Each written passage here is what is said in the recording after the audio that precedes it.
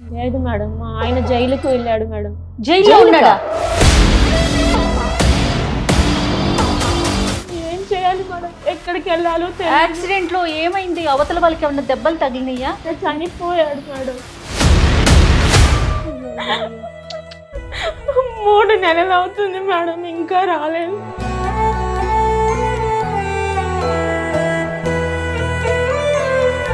ఈ కేసు మనం ఇక్కడ కూర్చొని సెటిల్ చేసేటటువంటిది కాదు. ఏందమ్మా ఇప్పించేది? ఇక నాకేం పని లేదా? ఇక నీ విషయమేనా ఇప్పుడు? సార్ మీరు అలా అనొద్దు సార్, మీరే కదా సార్ పంపించారు, తీసుకొస్తానని చెప్పారు కదా సార్. ఏడికమ్మా తీసుకొచ్చేది? సార్ ఏం ఎందుకు తీసుకొచ్చేది? సార్ మీరు తప్పించుకోవడం కోసం నా భర్త మీద నిందేస్తారేంటి సార్? మీరు కరెక్ట్ కాదు సార్, నా భర్త నేర్పించండి సార్.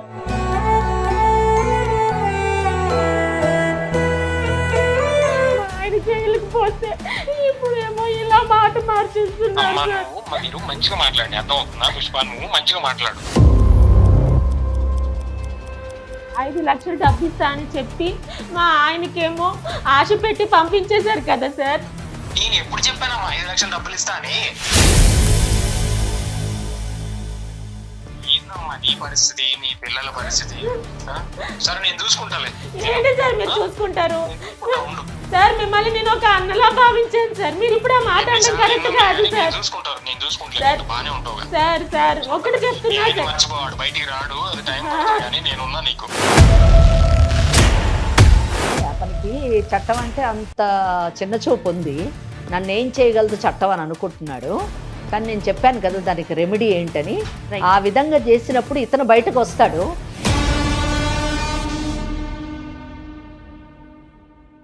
పెట్టినేని సమర్పించు లీగల్ అడ్వైస్ కార్యక్రమానికి స్వాగతం. నాతో పాటు అడ్వకేట్ వెంకటేశ్వరి గారు ఉన్నారు. నమస్తే అమ్మా. నమస్తే అండి. అమ్మ, పుష్ప అనే ఒక అమ్మాయి మన స్టూడియోకి వచ్చారమ్మా. ఓకే, మీతో మాట్లాడాలి, మీ సలహాలు సూచనలు కావాలని. వాళ్ళకి ప్రమేయం లేకుండానే ఒక చిన్న ఇష్యూలో ఇరుక్కున్నారు. కుటుంబం మొత్తం అతలాకుతలమై రోడ్డు మీదకి వచ్చేసిన పరిస్థితి. ఏం చేయాలో అర్థం కావట్లేదు అని చెప్పి సుమన్ టీవీ నా దాకా వచ్చారమ్మా. ఓకే, అమ్మాయి మన దగ్గరే ఉంది పుష్ప. ఒకసారి అసలు ఆ సమస్య ఏంటి, దానికి మీరు ఏ విధమైన పరిష్కారం చెప్తారో చూద్దాం. తప్పకుండా మరి మాట్లాడదామా పుష్పతో. నమస్తే అమ్మా పుష్ప. నమస్తే మేడం. చెప్పమ్మా. నా పేరు పుష్ప మేడం. ఓకే. మాది విజయనగరం దగ్గర ఒక మారుమూల గ్రామం మేడం. ఓకే. నేను నా హస్బెండ్ అక్కడ నుంచి వైజాగ్ వచ్చాం మేడం. అక్కడ మా ఆయన ఆటో వేసుకొని బతికేవాళ్ళం మేడం. అక్కడే నాకు 2 ఆడపిల్లలు పుట్టారు మేడం. అయితే బతుకు తెరువు కోసం ఈ సిటీకి వచ్చాం మేడం. వచ్చిన తర్వాత సుబ్రహ్మణ్యం సార్ అని ఒక బిజినెస్ ఆయన దగ్గర మా ఆయన ఆటో మానేసి కారు డ్రైవర్ గా చేరాడు మేడం. ఓకే, బాగానే చూసుకున్నాడు మేడం. మరి అన్ని బాగానే ఉన్నాయిగా. మీ ఆయన ఏమన్నా మిమ్మల్ని ఇబ్బంది పెడుతున్నాడా? లేదు మేడం, మా ఆయన జైలుకు వెళ్ళాడు మేడం. జైల్లో ఉన్నాడా? ఎందుకు?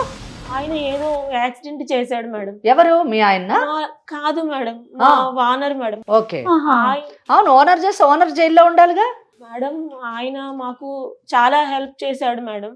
ఆ హెల్ప్ చేసిన దీంతో ఆయన ఒక రోజు మా ఆయనకి నేను ఇలా యాక్సిడెంట్ చేశాను, సో నా తరపున నువ్వు జైలుకి వెళ్ళు, నేను ఒక కొద్ది రోజుల్లో నీకు ఇడిపిస్తాను, నీకు ఒక 5 లక్షల రూపాయలు ఇస్తాను, నీ బిడ్డల్ని చూసుకుంటాను, చదివిస్తాను, మీకు ఒక భరోసాగా ఉంటాను అని చెప్పాడు మేడం. అయ్యో, ఇదేంటమ్మా?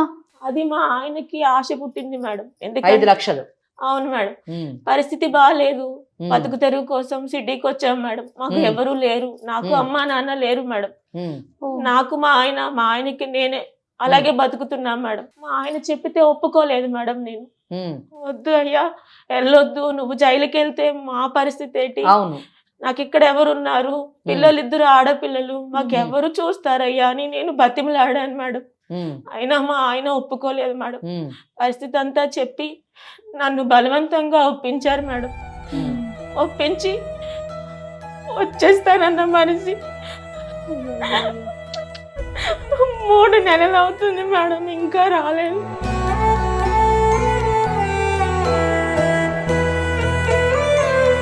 మరి అతని దగ్గరికి వెళ్ళావమ్మా? ఓనర్ తో నువ్వేమన్నా మాట్లాడావా? మేడం వెళ్ళాను మేడం. వెళ్తే లోపలికి పిలిచేవాడు. నేను తీసుకొస్తాను పుష్ప, నువ్వు వెళ్ళిపో అని మాటికి అలాగే చెప్పి పంపించేసేవాడు మేడం. అలా మళ్ళీ రెండోసారి కూడా వెళ్ళాను మేడం. వెళ్తే నీకెందుకు, నేను పంపిస్తా అన్నాను కదా, నేను ఇడిపిస్తాను, నువ్వు వెళ్ళిపో అని చెప్పాడు మేడం. ఏం చేయాలి మేడం, ఎక్కడికి వెళ్ళాలో తెలియదు. యాక్సిడెంట్ లో ఏమైంది? అవతల వాళ్ళకి ఏమన్నా దెబ్బలు తగిలినాయా? చనిపోయాడు మేడం. మీకేం కావాలమ్మా మరి ఇప్పుడు? మేడం నాకు డబ్బులు వద్దు మేడం, నాకు మా ఆయన కావాలి మేడం. నా ఇద్దరు పిల్లలు తండ్రి కోసం ఏడుస్తున్నారు మేడం. అంతే కదా మరి. ఎక్కడికి వెళ్ళాలో తెలియదు మేడం. 2-3 రోజులుగా సుమన్ టీవీని ఆశ్రయిస్తున్నాను మేడం. నాకు ఈ రోజుకి నాకు అవకాశం దొక్కింది మేడం. నా బాధ చెప్పుకోవడానికి నాకు న్యాయం కావాలి మేడం. మీరే ఏదైనా దారి చూపించాలి మేడం. ఇంకా ఈ రోజుల్లో కూడా ఇంత అమాయకంగా ఉన్నారా? నాకు అర్థం కావట్లేదు. ఇప్పుడు అమాయకత్వం ఏముంది? 5 లక్షల గురించి ఆశపడ్డాడు. నాకు అమాయకత్వం అనిపించట్లేదు. ఎందుకంటే డబ్బు గురించి చట్టాన్ని పక్కద్రోవ పట్టించడం కదా. అయితే ఒకటేంటంటే, ఈ అమ్మాయి ఇప్పుడు మేము సుమన్ టీవీని ఆశ్రయించింది, న్యాయం కావాలి, తన భర్త తనకు కావాలి అని చెప్పి ఆశ్రయించింది కాబట్టి తప్పకుండా మనము అండగా నిలవాలి. ఆ అమ్మాయికి సరైనటువంటి దోవని చూపించి ఖచ్చితంగా భర్త బయటకు వచ్చేటటువంటి మనము ఆ అమ్మాయికి న్యాయం చేసేటటువంటి అవకాశం. కానీ నేనేమంటున్నానంటే, కేవలం ఒక 5 లక్షల కోసం భార్య పిల్లల్ని వదిలేసి తను చెయ్యని తప్పుకి జైలుకు వెళ్ళటానికి కూడా ఇష్టపడ్డాడు అంటే వచ్చేస్తానన్న ఒక నమ్మకం ఉందంటారా? ఆ అమ్మాయి చెప్పింది కేసు ఒక్కసారి మనం జాగ్రత్తగా వింటే, 2 పిల్లలు ఉన్నారు. సో ఆ పిల్లలకు మంచి భవిష్యత్తు ఇవ్వాలి, వాళ్ళిద్దరూ కూడా మంచి జీవితం గడపాలని ఈ హైదరాబాద్కి రావడం జరిగింది. సో ఇక్కడ మనకు అర్థమయ్యేది ఏంటంటే, ఆర్థిక పరిస్థితిని మెరుగుపరుచుకోవడానికి హైదరాబాద్కి వచ్చారు. సహజంగా చూస్తాం కదమ్మా ఇవి. ఒక 5 లక్షల గురించి ఆశపడి తన జీవితాన్ని పణంగా పెట్టి భార్యా బిడ్డలను ఏదో ఉద్ధరిస్తాను అని అనుకుని వెళ్ళిన వాడు జైల్లోనే ఉన్నాడు. అది కూడా ఏంటి, చట్టంతోనే అతను ఆటలాడుకోవడం. ఇక్కడ మాత్రం 100% ఆయన అమాయకత్వమే, నేను కాదన్ను. అంటే అక్కడ ఓనర్ని నమ్మడం ఒక అమాయకత్వము. చట్టం చాలా కఠినంగా ఉంటుంది. తప్పు చేసేటటువంటి, తప్పు కాదు నేరం, తప్పు అన్న చిన్న మాట. నేరం చేసేవారి పట్ల చట్టం చాలా కఠినంగా ఉంటుంది అన్నది ఈ కేసులోని మనం తెలుసుకునేటట్టు. మరి ఇప్పుడు ఈ పుష్పకి మీరు ఏం చెప్తారమ్మా? పుష్ప ఏం కావాలి పుష్ప నీకు? నాకు ఏం వద్దు మేడం, నాకు నా భర్త క్షేమంగా ఇంటికి రావడం కావాలి మేడం. ఓకే, ఈ కేసు మనం ఇక్కడ కూర్చొని సెటిల్ చేసేటటువంటిది కాదు. ఎందుకంటే ఇది నాన్ కాంపౌండబుల్ కేసు అని అంటారు. నాన్ కాంపౌండబుల్ అంటే సెటిల్మెంట్ చేసేటటువంటిది కాదు. కన్విక్షన్ అన్న పడాలి, లేదా ఎక్విటల్ అన్న పడాలి. అంటే జైలు శిక్ష అన్న పడాలి, లేదా విడుదలన్న కావాలి. ఇక్కడ ఈయన చేసినటువంటి అంటే ఫ్యాక్ట్స్ తీసుకుంటే, వాళ్ళ ఓనరు యాక్సిడెంట్ చేశారు. సో ఈయన బయట పడాలి అంటే ఇతని దగ్గర ఏమైనా సాక్ష్యాధారాలు ఉన్నాయా? ఇండియన్ ఎవిడెన్స్ యాక్ట్ లోని ఓరల్ గా అంటే ఎవరన్నా సాక్షులు ఉండి చెబుతారా, లేదా డాక్యుమెంటరీ ఎవిడెన్స్ ఏదన్నా రాతపూర్వకంగా కానివ్వండి, ఫోన్ కాన్వర్జేషన్ కానివ్వండి, సీడీలు కానివ్వండి, వీడియోలు కానివ్వండి, ఏమన్నా ఉన్నాయా? అవి కానీ ఉంటే ఇతను ఎలా బయటపడచ్చు అన్నది నేను నెక్స్ట్ చెప్తాను. ఉన్నాయి మేడం. ఏముంది? ఆయన ఫోన్లో మాట్లాడినప్పుడు ఫస్ట్ మా ఆయన మామూలుగా మాట్లాడాడు మేడం. రెండోసారి ఆయన మాటల్లో కొంచెం తేడా అనిపించి నేను చెప్పిన తర్వాత రికార్డ్ చేశారు మేడం. రికార్డ్ చేశారు, మెసేజ్లు ఉన్నాయి మేడం. తర్వాత సీన్ అన్న అని ఒక అన్న కూడా ఉన్నాడు మేడం పక్కన, మధ్యలో అతను కూడా ఉన్నారు మేడం. మీకు సాక్ష్యం కావాలంటే నేను ఆయన్ని కూడా పిలిపిస్తాను మేడం. ఈ 2 ఉన్నాయి మేడం. ఎలా మేడం, నా భర్త నాకు కావాలి మేడం. నువ్వేం భయపడొద్దమ్మా, నీ భర్త తిరిగి వస్తాడు. ఎవ్వరు సెటిల్మెంట్ చేయక్కర్లేదు, నీకు చట్టమే నిన్ను కాపాడుతుంది. ఒకసారి ఆ రికార్డు వినిపించుమా? Hello sir. సాగర్, ఎక్కడున్నావు? ఇంట్లో ఉన్నాను సార్. ఏం బయలుదేరలేదా? రావట్లే? అదే సార్ మాట్లాడుతున్నా సార్, భార్య ఒప్పుకోట్లేదు సార్. అదేంది సాగర్, ఎందుకు టెన్షన్ పడుతున్నా? నేనున్నా కదరా నీకు. ఎందుకు, ఏంది సమస్య చెప్పు. నేనున్నా, నీకు డబ్బులు ఇస్తా అన్న, 5 లక్షలు ఇస్తా, నీ ఫ్యామిలీని సెటిల్ చేస్తా, పిల్లల్ని ఇప్పుడు గవర్నమెంట్ స్కూల్లో ఉన్నారు, తీసుకెళ్లి మంచి కాన్వెంట్ బడిలో వేస్తా. ఇంకేంది నీ టెన్షన్ ఏంది? ఎందుకు భయపడుతున్నావు? అదే సార్ ఒప్పుకోట్లేదు. మా పిల్లలు ఉన్నారు కదా సార్, చిన్న చిన్న పిల్లలు. పిల్లల్ని అరే బాబు సాగరు, నేను సెటిల్ చేస్తా, నేను చూసుకుంటా, ఎందుకు భయపడుతున్నావు? అట్లా లోపల పోతే ఇట్లా బయటకు వస్తావు అంతే, ఏం లేదు. నేను బెయిల్ ఫార్మాలిటీస్ నేను చూసుకుంటా, నేను బయటికి తీసుకొస్తా. నువ్వు ఎట్లా సాగర్ మాట్లాడు, ఎందుకు రావు? నువ్వు బయలుదేరు, నేను చూసుకుంటా కదా, నీకెందుకు? నేను బయటికి తెచ్చే బాధ్యత నాది. ఏంటి సార్ మీరేమో యాక్సిడెంట్ మీరు చేశారు, నాకేం పరిచయం అవుతుంది కదా సార్. ఇప్పుడు నేను నాకు అరే బాబు అదంతగా నేను చూసుకుంటా అంటున్నా కదా, నేను సెటిల్ చేస్తా అంటున్నా కదా నిన్ను. ఇప్పుడు నేను ఉంటేనే కదా నీకైనా ఇప్పుడు నీకు నీకు జీతం ఇస్తున్నా, నిన్ను చూసుకుంటున్నా. నీ పిల్లలకు కూడా మంచి భవిష్యత్తు ఉంటుంది అబ్బా, మంచి స్కూల్లో చేర్పిస్తా నేను, నీ లైఫ్ మారిపోద్ది కదా. ఇప్పుడు నేను ఉంటే నిన్ను సెటిల్ చేస్తా అంటున్నా. నేను నువ్వు జైలుకు పోయినట్టు కాదు, అట్లా పోతావు ఇట్లా వస్తావు అంటే. నా దగ్గర మంచి మంచి లాయర్లు ఉన్నారు, మన మంచి సర్కిల్ ఉంది, మనం చెప్తే మన పని నడుస్తుంది, మన ఏడకపోయినా. నన్ను నమ్మబ్బా నువ్వు గుడ్డిగా నమ్మి వచ్చే నన్ను. ఇప్పుడు 2 సంవత్సరాలు 3 సంవత్సరాల నుంచి నా దగ్గర పని చేస్తున్నావు కదా, నేను ఎలాంటి వాడినో తెలుసు కదా నీకు. ఇంకేంది, నన్ను గుడ్డిగా నమ్మి వచ్చే అబ్బా, నేను చూసుకుంటా నిన్ను. సరేనా? సరే బయలుదేరు సాగర్, ఏంటి ఆలోచించు, ఇంట్లో డిస్కషన్ పెట్టకు, వచ్చేయి. ఓకే ఉంటా. సరే సరే. ఎంత బాగా నమ్మబలుగుతున్నాడు. నేనున్నాను, నేను చూసుకుంటున్నానని చెప్తున్నాడు అతను. మోసపోవడం తప్పు కాదు, మోసం చేయడం తప్పు. సమాజంలోని 190% మోసగాళ్లే ఉంటారు. సో మోసగాళ్ళు చేసేటటువంటి మోసాలకి ప్రలోభాలకి లొంగిపోయి మోసపోవడం అన్నది మన తప్పు. కనుక మనం జాగ్రత్తగా ఉండాలి అన్నది ఈ కేసు ఒక మంచి ఉదాహరణ. మరి ఇప్పుడు ఏం చేద్దామమ్మా? పుష్పకి మీరు ఏం చెప్తారు? ఓకే, చాలా అంటే నేను విన్నాను కదా, ఈ సాక్ష్యం నిజానికి చాలా ఉపయోగపడుతుంది ఇతను బయటపడడానికి. అయితే ఒక్కటి ఏంటంటే, ఈ సాక్ష్యాన్ని కోర్టులోని పెట్టాలన్నా కానివ్వండి, దానికి మళ్ళీ 65B అనేటటువంటి ఒక పెటిషన్ వేసి ఇండియన్ ఎవిడెన్స్ యాక్ట్ ప్రకారం పెట్టాల్సి వస్తుంది. అయితే ఇతను బయటపడడానికి ఏంటంటే, నేను తప్పు చేశాను, ఇది జరిగింది అంటే 191 కింద ఇతను ఫాల్స్ ఎవిడెన్స్ ఇచ్చాడు కదా, ఇండియన్ పీనల్ కోడ్. ఇప్పుడు మీరు ఇమీడియట్ గా క్రిమినల్ ప్రొసీజర్ కోడ్ కి షిఫ్ట్ అయిపోవాలి. షిఫ్ట్ అయిపోయి 306 section 306 of criminal procedure code కింద పెటిషన్ పెట్టుకోవాలి. ఏ కోర్టులో అయితే కేసు నడుస్తుందో, ఏ కోర్టులో అయితే కేసు నడుస్తుందో, అంటే ఆ అమ్మాయి పెట్టుకోలేదు, ఒక అడ్వకేట్ ని పెట్టుకొని ఆ కన్సర్న్డ్ కోర్టులోని section 306 of criminal procedure code కింద ఒక అప్లికేషన్ పెట్టుకోవాలి. ఏమనంటే, నా వలన ఈ తప్పిదం జరిగింది, దానికి కావలసినటువంటి సాక్ష్యాలు నేను కోర్టులో ప్రొడ్యూస్ చేస్తున్నాను, కనుక మీరు దీన్ని పార్డన్ చెయ్యండి అనేటటువంటి ఒక అప్లికేషన్ పెట్టుకుంటే కోర్టు తప్పకుండా పార్డన్ చేస్తుంది ఇతని యాక్ట్ని. అప్పుడు ఒక ఆర్డర్ పాస్ అవుతుంది. ఎందుకు పార్డన్ చేస్తున్నారు అనేటటువంటి కారణాలు చూపిస్తూ అప్పుడు వాళ్ళు పార్డన్ చేయడం జరుగుతుంది. అప్పుడు FIRని ఆల్టర్ చేస్తారు. ఆల్టర్ అంటే చేంజ్ చేస్తారు అనమాట. అంటే అందులో ఉన్నటువంటి అక్యూజ్ని తీయడమనో లేదా సెక్షన్స్ తీయడమనో ఇలా చేసి ఈ కేసు నుంచి బయటకు పంపించేటటువంటి అవకాశం ఒకటి ఉంది. ఇంకోటి రెండోది, కావాలంటే హైకోర్టులోని కూడా సెక్షన్ 482 కింద క్వాష్ పిటిషన్ కూడా వేసుకోవచ్చు. లేటెస్ట్ డెవలప్మెంట్ తోని ఇది ఉన్నది, ఇట్లా జరిగింది యాక్చువల్గా అని చెప్పేసి 482 కూడా వేసుకునేటటువంటి అవకాశం ఉంది. క్వాష్ పిటిషన్ కూడా అతని మీద ఆల్టర్ అయినప్పుడు అతని మీద ఇవన్నీ పడి అతను కేసు కంటెస్ట్ చేస్తే ఒకవేళ మనం చెప్పలేము, కన్విక్షన్ అన్న పడచ్చు, ఎక్విటల్ అన్నకు పడచ్చు. అంటే ర్యాష్ అండ్ నెగ్లిజెంట్ డ్రైవింగ్ కాదు అని ఆయన ప్రూవ్ చేసుకున్నాడు అనుకోండి, అతనే వచ్చి పడ్డాడు లేదా తాగి వచ్చి పడ్డాడు అని కూడా చెప్తుంటారు. ఇతను తాగి డ్రైవ్ చేస్తున్నాడు కాదు, ఆ పడ్డవాడే తాగి వచ్చి పడ్డాడు అనేటటువంటి కేసు టర్న్ అయింది అనుకోండి, ఈ విల్ బి క్లీన్, ఎక్విటల్ వెళ్ళిపోతాడు. చాలా జాగ్రత్తగా ఈ కేసు చేయవలసి ఉంటుంది. ఎందుకంటే పెట్టినటువంటి సాక్ష్యాల్లో ఓరల్ ఎవిడెన్స్ ఏం ప్రాబ్లం లేదు. అతను వస్తాడు, విట్నెస్ బాక్స్ లోకి ఎంటర్ అయి చెప్తాడు. As far as this telephone conversation is concern, అతను వచ్చి అసలు నా వాయిసే కాదని అనకపోవచ్చు, మళ్ళీ వాయిస్ కల్చర్కి పంపించాల్సి ఉంటుంది. లేదా అది ఎందులోంచి ఆ వాయిస్ ఏ ఫోన్లోంచి ఏ ఫోన్లోకి వచ్చింది అని ఈ డీటెయిల్స్ అన్ని చెప్తూ కూడా 65B పెటిషన్ వేయాల్సి ఉంటుంది. సర్టిఫికెట్ కూడా ఇవ్వాల్సి ఉంటుంది. IVF చికిత్సలో 25% భారీ discount. Andro max advanced male infertility centre. మరి అసలు ఒక్కసారి ఓనర్ తో మనం ఏమైనా మాట్లాడొచ్చా? తన కన్వర్జేషన్ ఎలా ఉంది అనేది తెలుసుకోవచ్చు. మాట్లాడండి. దాంతోని మీకు నాకు ఆమెకు కూడా తెలుస్తుంది వెదర్ ఆమె చెప్పినటువంటి ఫ్యాక్ట్స్ కరెక్టా కాదా అని చెప్పేసి. లేదా నేను ఇందాక అన్నట్టు ఆ వాయిస్ అసలు నాదే కాదు అని అన్నాడు అనుకోండి, ఏంటి మరి, అది కూడా మనం ఆలోచించాల్సినటువంటి విషయం. ఒకసారి కాల్ చేస్తావమ్మా? మరి చేస్తాను మేడం.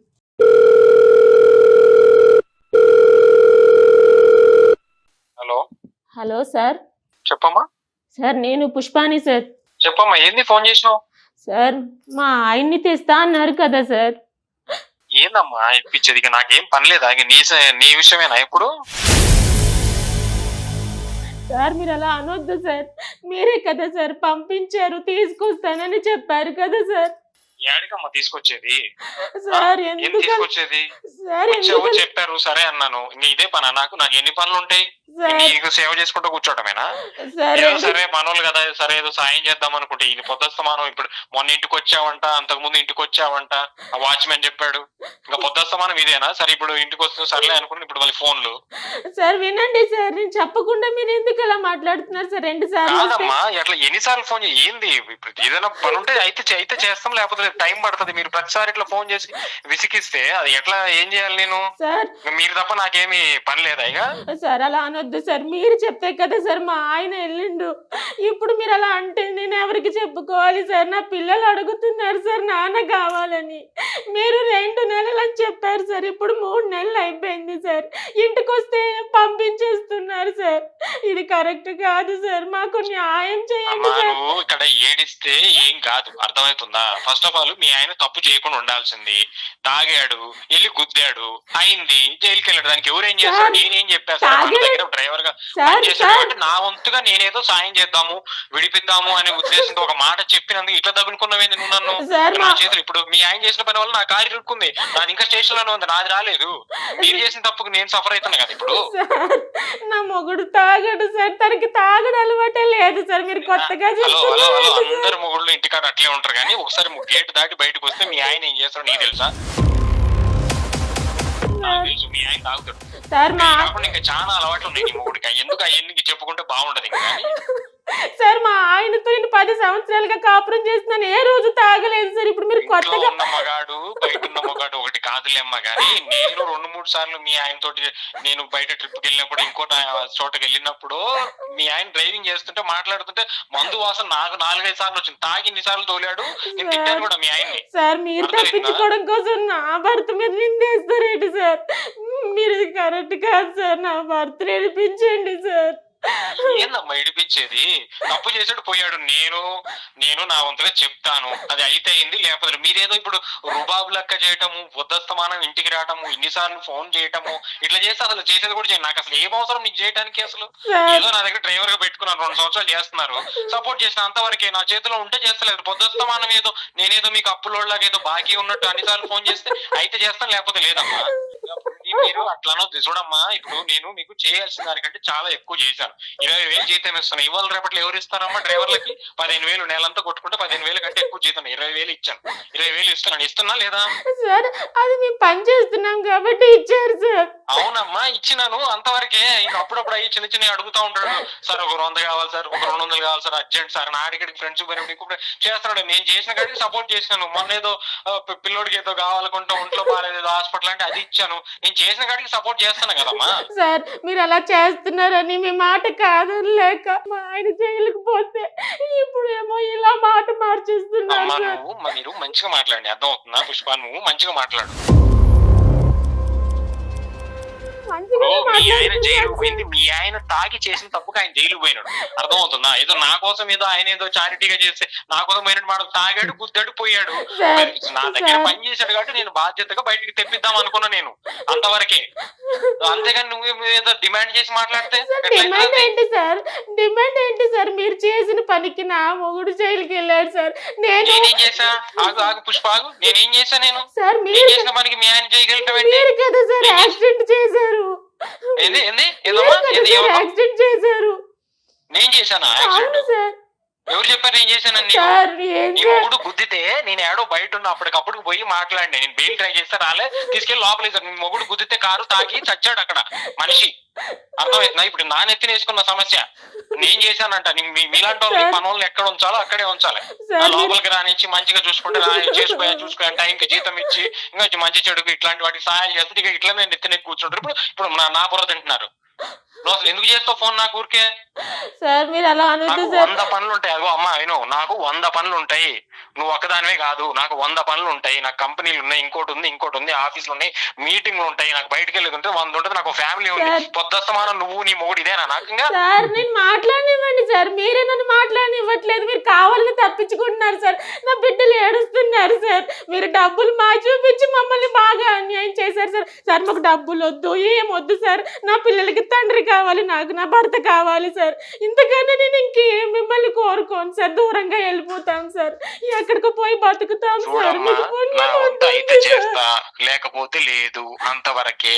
మీరు నన్ను డిమాండ్ చేసి మాట్లాడటానికి లేదు పుష్ప, వింటున్నావా? డిమాండ్ చేసి మాట్లాడటానికి లేదు. మీకు మాకున్న సంబంధం డ్రైవర్ కి ఓనర్ కు ఉన్నది మాత్రమే. పని చేశాడు, యాక్సిడెంట్ చేసుకున్నాడు, గుద్దుకున్నాడు, లోపలికి పోయాడు, తాగి చేసిన తప్పుకి ఇబ్బంది పడుతున్నాడు. నా చేతిలో ఉన్న కాడికి నేను విడిపిస్తా అంతే. నువ్వు ఏదో హక్కు కింద, బాధ్యత కింద ఏదో వచ్చి పొద్దుస్తమానం ఇంటికి అడిగి రావటము, లేకపోతే ఇట్లా ఫోన్లు చేయడం అయితే పద్ధతి కాదు. 2-3 సార్లు చూస్తా, ఈసారి బ్లాక్ చేసి పడేస్తా. అర్థమవుతుందా? సార్ అలా చేస్తే మేము బతకాలి, చచ్చిపోవాలి సార్, మా పిల్లల ముఖం చూసి ఆలోచించండి సార్, మీరు అనవద్దు సార్, ఎలాగైనా నా భర్తను మాకు ఇప్పించండి సార్, మాకు డబ్బులు వద్దని మీకు చెప్తున్నా సార్. ఏం డబ్బులమ్మా? డబ్బులేంది? కొత్త డబ్బులు మాటలేంది? డబ్బులు ముచ్చటేంది? డబ్బులేంది? సార్ మీరు అనే కదా సార్ నా భర్తను పంపించేశారు. నేనేం డబ్బులన్నమ్మా? 5 లక్షలు డబ్బు ఇస్తా అని చెప్పి మా ఆయనకేమో ఆశ పెట్టి పంపించేశారు కదా సార్. నేను ఎప్పుడు చెప్పానమ్మా 5 లక్షలు డబ్బులు ఇస్తా అని? సార్ ఇప్పుడు నా పరిస్థితి, నా పిల్లల పరిస్థితి ఏంటి సార్? ఏందమ్మా నీ పరిస్థితి, నీ పిల్లల పరిస్థితి? సరే నేను చూసుకుంటాలే. ఏంటి సార్ మీరు చూసుకుంటారు? నేను చూసుకుంటా, ఉండు.